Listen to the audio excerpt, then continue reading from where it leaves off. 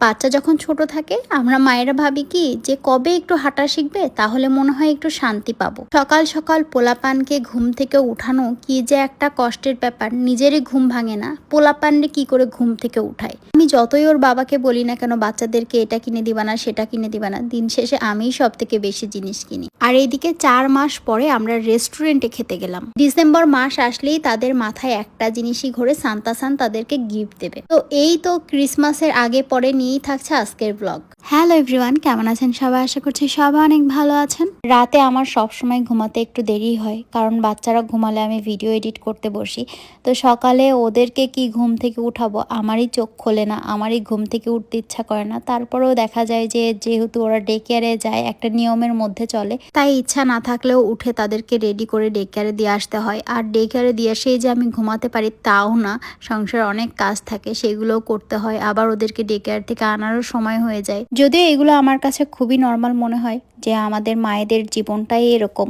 গোল্লা থেকে শাসাকে ঘুম থেকে উঠানো আমার জন্য খুবই মুশকিল, কারণ শাসা একটু বেশি আহ্লাদে, একটু বেশি আবেগী। এই জন্য শাসাকে ঘুম থেকে উঠাতে আমার বেশি কষ্ট হয়। আর আমি কখনোই ওদেরকে একজনকে কোলে নেব একজনকে হাঁটাবো এরকম করি না, সব সময় দুজনকে এভাবে কোলে নিই। তো এই যে ওদেরকে রেডি করে ডে কেয়ারে দিয়ে আমি এখন বাসায় ফিরছি। অনেকেই জানতে চান যে আমি বাচ্চাদেরকে ডে কেয়ারে দিই, তার মানে কি আমি জব করি কিনা? হ্যাঁ, অবশ্যই আমি জব করি। হয়তোবা আপনাদের সাথে সব ডিটেলস শেয়ার করা হয় না। আমি একটা পার্ট টাইম জব করি, কারণ এখানে জব না করলে বাচ্চাদেরকে ডে কেয়ারে দেওয়া সম্ভব না। সম্ভব না এমনটাও না, সম্ভব, কিন্তু সেটা আপনাকে বেসরকারিতে দিতে হবে। আর কাজ করলে আপনি সরকারিগুলোতে দিতে পারবেন, তাও আপনাকে অনেক আগে থেকে অ্যাপ্লিকেশন করতে হবে। অ্যাপ্লিকেশন জমা দেওয়ার সময় আপনাকে কয়েকটা ডে কেয়ারের নাম সিলেক্ট করে দিতে হবে, এবং সেই ডে কেয়ারে যদি সিট ফাঁকা থাকে তবেই আপনি সিট পাবেন। আর যদি সিট ফাঁকা না থাকে তাহলে আপনাকে আবার অপেক্ষা করতে হবে, আবার অ্যাপ্লিকেশন জমা দিতে হবে। আমি প্রায় 1 বছর করে অপেক্ষা করেছিলাম। অনেকে আবার ধারণা করতে পারেন যে সরকারি ডে কেয়ার মানেই হয়তোবা ফ্রি, কিন্তু না। আসলে আপনার যেই বাৎসরিক ইনকাম তার উপর নির্ভর করবে যে আপনার বাচ্চার জন্য প্রত্যেক মাসে কত বেতন দিতে হবে। কিন্তু হ্যাঁ, একটা সন্তান হলে বেতন বেশি, দ্বিতীয় সন্তানের একটু কম, তৃতীয় সন্তান একেবারেই ফ্রি। ছানাপোনাকে ডে কেয়ারে দিয়ে বাসায় ফিরলাম। আর ওদেরকে আমি নর্মালি 10টার দিকে ডে কেয়ারে দিয়ে আসি। তো আমার বাসায় ফিরতে ফিরতে 10:30 বাজে। আর ওই টাইমে মা ফোন করে। তো আজকে আবার মা আমার কিছু পার্সেল আসছে সেগুলোই আমাকে দেখাচ্ছিল। প্রতিদিন এই টাইমেই মা ফোন করে, কিংবা আমিও ওদেরকে ডে কেয়ারে দিয়ে আসতে আসতে যেটুকু সময় হয় সেটুকু সময়ে কথা বলি। মা যেই 4 মাস জাপানে ছিল, সেই 4 মাসে আমার মনে হলো যে আমিই মনে হয় ভ্যাকেশনে গেছি, মার বাসায় ঘুরতে গেছি। তো এখন মা যাওয়ার পরে সেই জিনিসটা ফিল করছি। এখন নিজের সংসারে কোনো কিছু খুঁজতে গেলেই মাকে ফোন করা লাগছে, মা এটা কোথায় রেখে গেছো, ওইটা কোথায় রেখে গেছো, মানে পুরা এলোমেলো অবস্থায় আছি। আর এই একজন পাবলিক যাকে আমি অনেকক্ষণ ধরে ডেকে ডেকে নিচে নিয়ে আসলাম যে নাস্তা করে নাও, আর নিচে এসে সে লাইট নিয়ে বসে পড়ছে। মানে এই মানুষটাকে আমি কখনোই কোনো কাজ একবারে বলতে পারবো না। আর এই যে কি অবস্থা দেখেন, আমার বাচ্চাদেরকে কি বলবো, এই শাশুড়ির গেদা সামলাতেই আমার দিন পার হয়ে যায়। এবার বলি এই লাইট কি হবে। আসলে আমাদের পাশে একটা বাড়িতে এরকম ডেকোরেশন করছে ক্রিসমাস আর বছর শেষের জন্য, অনেক বাড়িতেই এরকম সাজায় লাইট দিয়ে। তো সেইটা হচ্ছে সাত্বিক যখন কুমনে যায়, সে আসার পথে সে দেখে আর সে বলে যে আমাদের বাড়িতেও যদি হতো। তো লাইট লাগাতে লাগাতে সে বলল যে চলো আজকে বাইরে খেতে যাই। তা বললাম ঠিক আছে চলো বাইরে যাই। আমি বেঁচে গেলাম রান্নার হাত থেকে। মা যে 4 মাস ছিল সেই 4 মাসে আমরা হাতে গুনো হয়তো বা 4 দিন বাইরে খাইছি। তো এই জন্য বলছিলাম 4 মাস পরে রেস্টুরেন্টে খেতে আসলাম। তো আবার খাওয়া দাওয়া শেষ করে বাসায় ফিরে লাইটটা লাগালাম, লাগায় শেষ করলাম। আর আজকে আছে সাত্বিক শৌরিকের ডে কেয়ারে ক্রিসমাস পার্টি, তো সেখানেই আমরা যাচ্ছিলাম।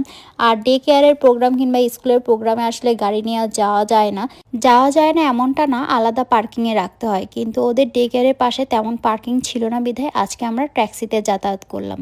তো এই যে বাসায় ঢুকেই দুজন দুইটা গিফট পাইছে, সেই গিফট নিয়েই তো তারা মহা খুশি। আর প্রতি বছরই তারা এই দিনটার জন্য অপেক্ষা করে যে সান্তাসান তাদেরকে গিফট দেবে। যদিও প্রত্যেক বছরই তাদেরকে বই গিফট করা হয়, নর্মালি এখানে বই গিফট করে, তো কি বই, প্রত্যেক বছর নতুন নতুন বই পাওয়ার জন্য তারা অনেক অপেক্ষায় থাকে। এদিকে অনেক চেষ্টার পরেও সাত্বিকবাবু বইটা বের করতে পারছিল না, তাই আমি আবার তাকে হেল্প করলাম। বইটা দেখে তো সে মহা খুশি। বুঝতে পারছিলাম কাহিনী এখানে একটা হবে, যেমন ভাবনা তেমন কাজ। বরাবরের মতো গোল্লাবাবুর নিজের বইটা পছন্দ হয়নি, দাদার বইটাই বেশি সুন্দর। তার চেহারা দেখলেই বুঝতে পারবেন। তো আজকে হচ্ছে শুক্রবার, মঙ্গলবার আর শুক্রবার হচ্ছে সাত্বিকবাবুর কুমন থাকে। আর আমি যখন সাত্বিককে কুমনে নিয়ে আসি, গোল্লাকে তার বাবার কাছে রেখে আসি, যদিও আমাদের বাড়ি থেকে খুব একটা দূরে না। তো আজকে তো আমরা লাইট লাগাইছি, এটা সাত্বিকবাবু দেখেনি। তো কুমন থেকে বের হওয়ার আগে ওর বাবাকে বলে রেখেছিলাম যে তুমি লাইটটা জ্বালাও, আমরা বের হচ্ছি।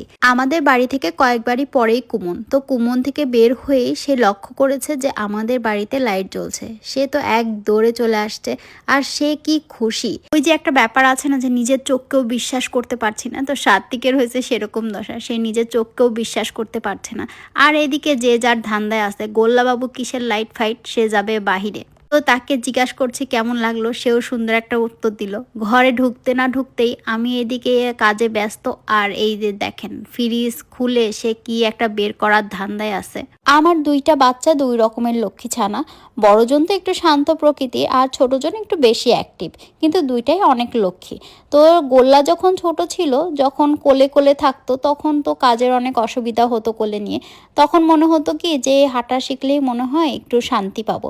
ওমা, এখন মনে হয় যে না, যতক্ষণ কোলে ছিল তখনই মায়েদের শান্তি। আর এদিকে ঘড়ির কাঁটায় 8:30 বাজে, তাদের খাওয়া দাওয়া চান টান শেষ। এখন আমার এনার্জির লেভেলও প্রায় শেষ। তো পরের দিন ছিল শনিবার। তো সকালে উঠেই দেখি তাদের দুজনারই নাক দিয়ে জল পড়ছে। তো ভাবলাম যে ছুটি শুরু হয়ে যাবে, আগে ডাক্তারের কাছ থেকে ওষুধ নিয়ে আসি, যেহেতু ছুটির মধ্যে সব ডাক্তারও বন্ধ থাকবে। তাই আমি আবার সকাল সকাল ওদেরকে নিয়ে বের হলাম। তো এর মাঝে আবার আমার একটা পার্সেল আসলো।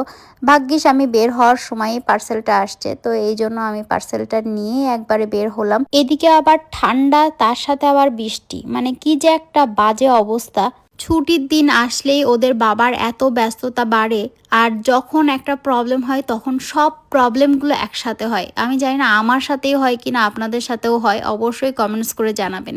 সকাল সকাল কাস্টমারের কাছ থেকে ফোন আসছে যে তাদের সিস্টেমে প্রবলেম হচ্ছে, তাই তাদের বাবাকে তাড়াহুড়া করে কাজে বের হতে হলো। যেহেতু জাপানে বছর শেষে একটা লম্বা ছুটি থাকে, আর 1, 2, 3 হচ্ছে জাপানে দোকানপাট একেবারেই বন্ধ থাকে, তাই যা খাবার দাবার কিংবা বাচ্চাদের জিনিসপত্র, সংসারের জিনিসপত্র টুকিটাকি বাজার করে নেওয়ার দরকার। তো বাচ্চাদের নিয়ে সেই টুকিটাকি বাজার করে নিয়ে আসলাম, আর বাচ্চাদের জন্য একটু আধটু খাবার কিনে নিয়ে আসলাম। যেহেতু ওরা ডে কেয়ারে যায়, সেহেতু নিজের কাজটুকু ওরা নিজেরাই করতে পারে। তারপরেও ওই যে মায়ের মন, তাই আমি নিজে হাতে খাওয়াই দিতে পছন্দ করি।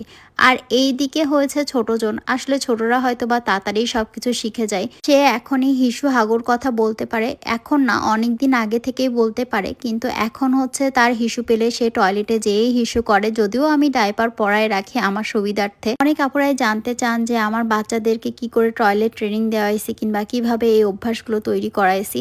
আসলে আমার এক্সট্রা করে কিছুই করা লাগে না, ওরা ডে কেয়ারে যায়, তাই ওখান থেকে ওরা একা একাই সব শিখে আসে, কিংবা ওদেরকে শেখানো হয়। যেহেতু সারাদিন দৌড়ের পরে থাকি, আর তার কারণে হয়তোবা আমার পায়ের তলা অনেক বেশি ব্যথা হয়। আর এই মানুষটা প্রত্যেক দিন রাতে আমার পায়ে এভাবেই মালিশ করে দেয়। যে যত কথাই বলেন না কেন, আমার মনে হয় বিয়ের পরে একটা মেয়ের সৌন্দর্য তার স্বামীর যত্নেই ফুটে ওঠে। আর সকাল সকাল ছেলেদেরকে ডে কেয়ারে দিয়ে রান্নাঘর পরিষ্কার করে এখন আমি যাচ্ছি দাঁতের ডাক্তারের কাছে। আর অনেক আপুরা জানতে চেয়েছিলেন আমার মুখের যে কালো কালো স্পটগুলো, সেগুলো কি রিমুভ হয়েছে কিনা।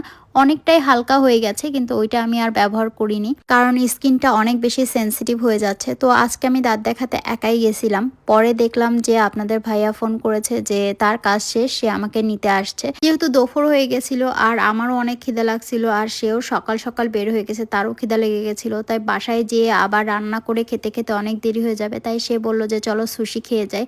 সুশি খেয়ে একবারে পোলা পানগুলোরে নিয়ে তারপরে বাসায় ফিরলাম। আর ওই দিন আমি অনেকগুলো আংটি কিনেছিলাম, সেটাই পোলাপানদেরকে দেখাচ্ছিলাম যে দেখো কেমন লাগছে বলো। তো এক একজনের এক এক রকম রিয়াকশন, যাই হোক না কেন। আর ওই দিন ছিল ক্রিসমাস, আর এখন আমরা যাব কেকের দোকানে কেক কিনতে। ক্রিসমাস মানেই কেক আর প্রেজেন্ট। তো কেকের দোকানে গিয়ে দেখি সেই লম্বা লাইন, আর যে কেকটা কিনবো ভেবেছিলাম সেই কেকটা তো নেই। অনেক সুন্দর সুন্দর কেক আছে, কিন্তু আমার পোলাপান তো সেই একটা কেকই পছন্দ করে, পারি পারি চকো কেক। আজ আমি আবার কেক নিয়েছি 2 ফ্লেভারের, একটা হচ্ছে ভ্যানিলা, একটা হচ্ছে চকলেট। একেতেই পোলাপানের বাপে কেক খুব একটা পছন্দ করে না কিংবা খুব একটা খায়ও না, আর খেলেও সে ভ্যানিলা ফ্লেভারটাই পছন্দ করে। আর এদিকে আমরা 3 মাইপুতে আবার চকলেট ফ্লেভার ছাড়া খাই না। আর পোলাপানের বার্থডে কিংবা আমার বার্থডেতে চকলেট ফ্লেভারই কেক আসে, আমিই অর্ডার করি। এবং মজার বিষয় কি, তার বার্থডেতেও আমরা চকলেট কেকই অর্ডার করি, কারণ সে তো কেক খুব একটা পছন্দ করে না, আর কেক খেলে আমরা 3 মাইপুতেই খাই, তাই আমাদের পছন্দেরই চকলেট ফ্লেভার অর্ডার করি। তো এই নিয়ে সে বলে তোমরা তো আমাকে এক ঘরে করে দিয়েছো, তাই আজকে আমি তার পছন্দে অর্ধেক অর্ধেক কেক নিয়ে আসছি। তো এই ছিল আজকের ব্লগ। তো কেমন লাগলো অবশ্যই জানাবেন। সবাই ভালো থাকবেন, দেখা হবে নেক্সট ব্লগে। টাটা।